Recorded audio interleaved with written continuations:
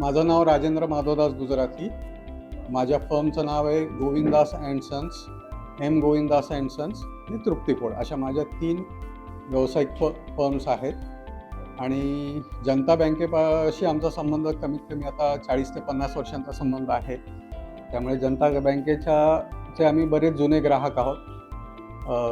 आता माझा ह्या व्यवसायामध्ये येण्याचा एक गमतीशीर प्रकार होता. मी लहानपणी म्हणजे वयाच्या 10व्या-12व्या वर्षापासून गणपतीला सुट्टी लागली किंवा दिवाळीला सुट्टी लागली, मे महिन्याची सुट्टी लागली, ते दुकानात येऊन बसायचो. मग असं थोडेसे व्यवहार समजायला लागले, कशाला काय म्हणतात. 12व्या-13व्या वर्षी हळूहळू त्या व्यवसायाबद्दल माहिती मिळायला लागली. वडिलांच्या हाताखाली काही छोटी छोटी कामं करायचो, त्याचा आनंद मिळायचा की आपण एखाद्या गिरायकाला, कस्टमरला आपण सॅम्पल दाखवणे, भाव सांगणे, बिलं करणे, हे सगळे वेगवेगळे अनुभव वयाच्या 10व्या, 12व्या, 14व्या वर्षापर्यंत मिळत गेले. आणि मूळ आवड ही कॉमर्सच्या बद्दलच असल्यामुळे व्यवसायाबद्दल एक आपुलकी पण निर्माण झाली. वडिलांवरचं कामाचं प्रेशर पण पाहिलं एकदा. आणि मग असं वाटलं, कधीतरी मनात एक कुठंतरी बीज रुचलं की बाबा ह्या व्यवसायात यायला पाहिजे. मूळ आवड होती की मी CEO व्हावं, पण व्यवसायही खेचत होता आणि स्वतःची इच्छा खेचत होती. मग असं वाटलं की बाबा नाही, वडिलांच्या व्यवसायात आपल्याला स्कोप चांगला दिसतो आणि मग व्यवसाय करावा. म्हणून मग एक निर्णय घेतला वयाच्या 18व्या वर्षी आणि मग वडिलांच्या बरोबर व्यवसायामध्ये उतरलो. मग त्याच्यात काही वेगवेगळे प्रयोग केले, काही यशस्वी झाले, काही अपयशी झाले. त्याच्यात वडिलांचा आणि बाकीच्या वडीलधाऱ्यांचा एवढा मोठा सपोर्ट होता की अपयश जरी आलं तरी तू हार खायची नाही.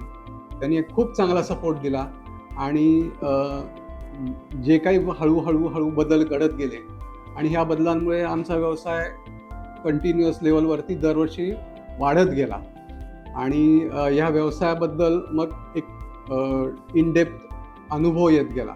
म्हणजे चढ उतार असतील, एखादा संकटाचा प्रसंग असेल तर वडीलधाऱ्यांनी एकदम कित्येक वेळा असा सपोर्ट दिला की नाही, होऊ दे, काही जरी झालं तरीही हार मानायची नाही. त्या प्रसंगाला पेशंटली जायचं, ओव्हर रिॲक्ट करायचं नाही आणि सबुरीने घ्यायचं.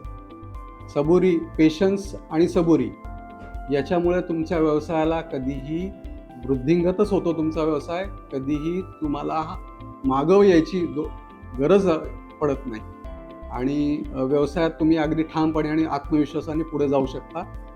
हा एक खूप मोठा अनुभव आहे आयुष्यात की व्यवसायात जर आलेला माणूस असेल तर त्याला वर जे चढ उतार दिवसातनं किंवा वर्षाच्या येतात त्यातनं तो माणूस आत्मविश्वासानेच आयुष्य पुढे जगतो. त्याचा तुमच्या कौटुंबिक लेवलवरती सुद्धा खूप मोठा परिणाम दिसतो की तुम्ही घरातल्या लोकांशी कसं वागता, घरातलं वातावरण कसं निर्मिती होतं. घरातल्या लोकांना सुद्धा समजतं की तुम्ही व्यवसायात असल्यामुळे काय काही अडचणी येत असतात.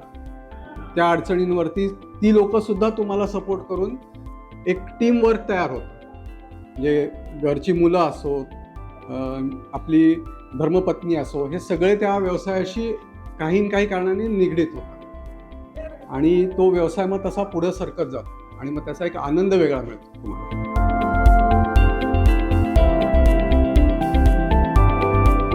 खूपच चांगला अनुभव आहे. जनता बँकेने स्वतःमध्ये सुद्धा खूप मोठे चांगले बदल घडवलेले आहेत. डिजिटल बँकिंग आणलं. म्हणजे पूर्वी मला वाटतं कोर बँकिंगमध्ये सुद्धा जनता बँक मला वाटतं पुण्यातल्या कोऑपरेटिव्ह बँकांमध्ये खूप पहिल्या नंबरवरचीच असेल.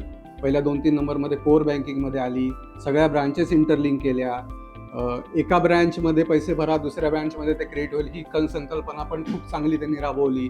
किंवा चेक डिपॉझिट कुठल्याही ब्रँच करा, ऑल ब्रांच एक बँक, हा जो कॉन्सेप्ट होता तो माझ्या दृष्टिकोनानं खूप चांगला होता. बँकिंगचं सॉफ्टवेअर खूप चांगलं आहे आणि सगळ्यात महत्त्वाचं म्हणजे स्टाफ हा अतिशय कोऑपरेटिव्ह. कुठल्याही प्रकारची अडचण आली, काही जरी प्रॉब्लेम उभे राहिले तर बँकेतला स्टाफ पटकन पाठीशी उभा राहून तो प्रश्न सोडवण्याचा अगदी मनापासून प्रयत्न करते. दुसरी गोष्ट, आता नवीन RBIचे नियम आल्यापासून सर्व बँकांना एक चॅलेंजेस आलेले आहेत आणि जनता बँकेने त्याच्यात खूप मेहनत घेऊन खूप बदल करून घेतलेले आहेत आणि मला विश्वास आहे की जनता बँक पुढील काही दिवसामध्ये हे सगळे बदल ॲक्सेप्ट करून एक नंबर 1ची बँक पुण्यातली, महाराष्ट्रातली नक्की होईल.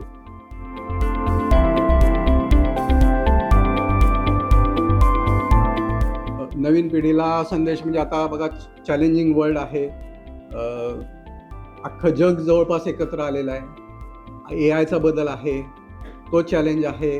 त्याच्यामुळे फक्त नोकरी हा व्यवसाय नोकरीकडे न बघता प्रत्येक बदलाला व्यावसायिक दृष्टिकोनातनं, अनुभवाच्या दृष्टिकोनातनं आणि एक स्टॅबिलिटीच्या दृष्टिकोनातनं तुम्ही व्यवसायाकडे पॉझिटिव्हली बघणं गरजेचं आहे. तुम्ही अनुभव घेऊन व्यवसायामध्ये उतरण्याचा 100% प्रयत्न केला पाहिजे.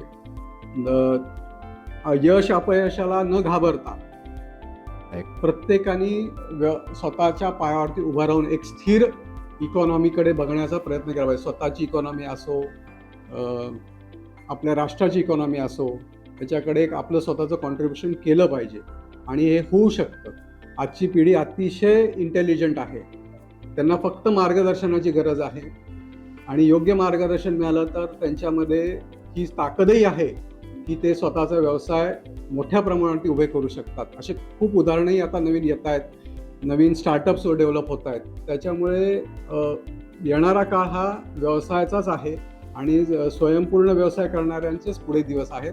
नोकरी हा विषय इंटरनॅशनल लेवलवरती सुद्धा बघा आता थोडासा डळमळीत विषय आहे, त्यामुळे व्यवसायाकडे पॉझिटिव्हली बघणं अतिशय गरजेचं आहे. मी बँकेचे पण खूप खूप धन्यवाद मानतो की मला 2 शब्द बोलण्याची संधी दिल्याबद्दल. मी बँकेचे परत एकदा खूप खूप आभार मानतो. यश शिखराकडे पाऊल आमचे, ग्राहक हित उद्दिष्ट आमचे, उदात्त हेतू पक्की तत्त्वे, आधुनिक तरीही विचार आमचे. जनता सहकारी bank limited Pune, multi state scheduled bank.